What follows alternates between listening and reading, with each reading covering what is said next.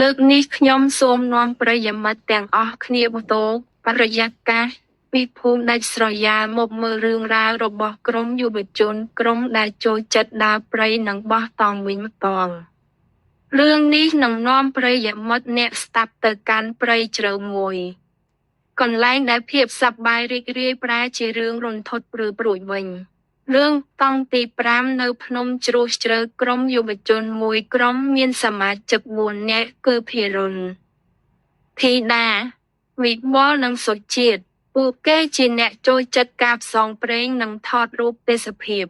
នៅថ្ងៃឈប់សម្រាកពួកគេបានសម្រេចចិត្តធ្វើដំណើរទៅបោះតង់នៅតំបន់ភ្នំមួយកន្លែងដែលល្បីថាមានទឹកធ្លាក់ស្អាតប៉ុន្តែក៏ដាច់ស្រយាលនិងមិនសូវមានអ្នកស្គាល់ច្រើនដែរមុនពេលឡើងភ្នំបុរសចំណាស់ម្នាក់ដែលជាអ្នកភូមិនៅជើងភ្នំបាននិយាយដាស់តឿនពួកគេទាំងទឹកមុខស្ងួតថាក្មួយហើយបើបោះតង់ចូលចាំថាមុខគ្នាប៉ុន្មានគឺបោះតង់តែប៉ុណ្ណឹងបានហើយកុំបោះតង់សល់ឲ្យសោះហើយបើឮសំឡេងអ្នកណាហៅពីក្រៅតង់ពេលយប់កុំបើកទ្វារឲ្យសោះបើមិនទាន់ឃើញមុខច្បាស់ដោយសារតែភាពយុវវ័យនឹងគិតថាជាជំនឿបុរាណពួកគេគ្រាន់តែញញឹមនិងមិនបានចាប់អារម្មណ៍ខ្លាំងនោះទេពួកគេដើរឡើងភ្នំរហូតដល់ល្ងាចទើបទៅដល់វាលស្មៅមួយក្បែរមាត់ទឹកធ្លាក់បរិយាកាសស្ងប់ស្ងាត់និងស្រស់ស្អាតខ្លាំងណាស់ដោយសារតែភិរុនបានទិញតង់ថ្មីមួយទៀតមកបង្អួតមិត្តភក្តិពួកគេក៏បានបោះតង់ទាំងអស់ចំនួន5តង់រៀបជាជួរជុំវិញភ្នក់ភ្លើងទោះបីជាពួកគេមានគ្នាត្រឹមតែ4នាក់ហើយម្នាក់កេងតង់មួយក៏ដោយពួកគេសល់តង់ទទេមួយនៅចុងគេ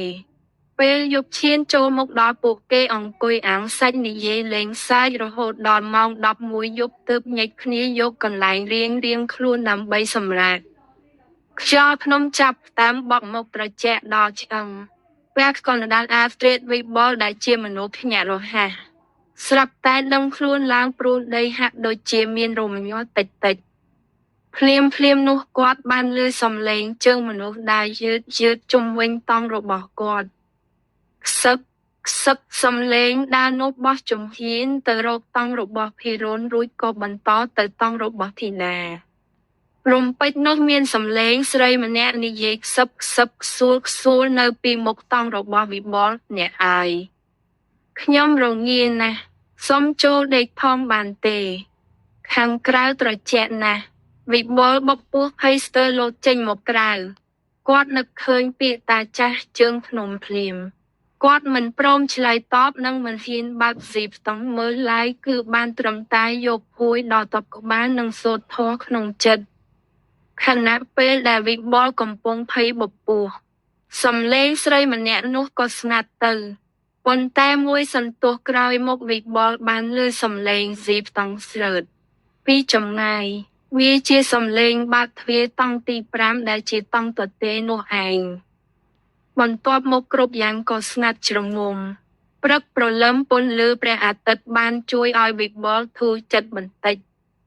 គាត់ប្រញាប់បាតតង់ចេញមកក្រៅដើម្បីសួរនាំមិត្តភក្តិពេលចេញមកគាត់ឃើញភិរុនធីតានិងសុជាតិកំពុងអង្គុយជុំគ្នាដាំទឹកក្តៅភេសជ្ជៈប៉ុន្តែអ្វីដែលធ្វើឲ្យវិបុលស្រឡាំងកាំងនោះគឺមានក្មេងស្រីម្នាក់ស្លៀកពាក់រញ៉េរញ៉ៃសពបិទមុខអង្គុយបែរខ្នងជាមួយពួកគេដែរភិរុនឃើញវិបុលដើរមកក៏ស្រែកហៅទាំងញញឹមវិបុល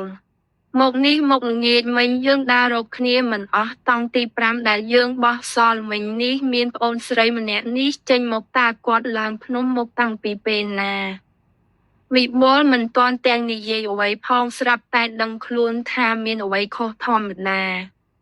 ក្មេងស្រីដែលអង្គុយបែរខ្នងនោះមិនមានស្រមោលនៅលើដីឡើយទោះបីជាព្រះអាទិត្យកំពុងជះពន្លឺចំពីលើក៏ដោយហើយជើងទាំងពីររបស់នាងគឺបត់ខុសទម្រង់ឆ្អឹងមនុស្សធម្មតាក្មេងស្រីនោះចាប់តាមងាកក្បាលមកយឺតក្បាលរបស់នាងងាកបាន180ដឺក្រេមកក្រោយត្រង់បេះបិទដោយដងខ្លួនមិនរំកិលឡើយ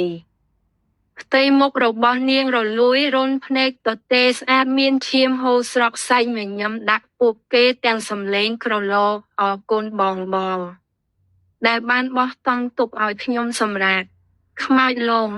សុជាតិនិងភិរុនស្រែកឡើងផ្អើលពេញព្រៃពួកគេក្រោកឈរទាំងទន់ជើងខ្មោចស្រីនោះបានស្ទុះក្រោកឈររួចលូនដេញតាមពួកគេដូចសត្វពស់ទាំងក្បាលបង្វិលចុះឡើងក្រុមយុវជនទាំង4នាក់លែងគិតពីតង់ឡានឬកាមេរ៉ាអ្វីទាំងអស់